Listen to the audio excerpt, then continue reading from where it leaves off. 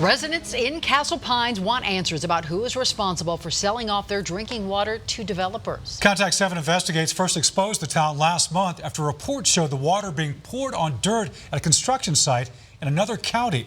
Denver 7's Jessica Porter joins us live tonight. Jess, answers, it sounds like, were hard to come by.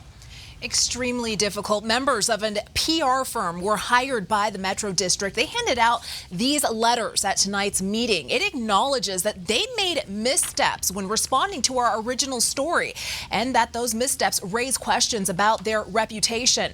The bombshell in this letter, the district manager that refused to comment on our original story is no longer employed there.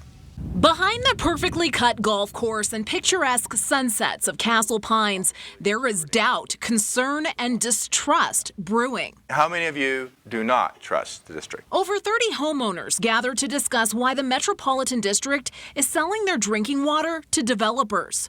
In June, a Contact7 investigation found 7 million gallons of their pristine drinking water was ending up at construction sites. But we have to find a way to allow the developers to keep dust control down without taking the drinking water, pumping it up, giving it to them at a discount, and dumping it on the ground. Neighbors were angry to learn their water was sold at a steep discount, $53,000. That's nearly $20,000 less than what residents would have paid.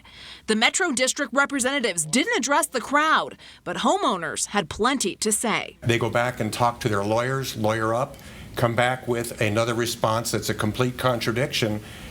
It creates a situation where I don't necessarily trust what I'm going to hear. With water rates tied to property values, residents have real questions about how many of these contracts exist and how much of their precious water was sold. It is a non-replenishable resource.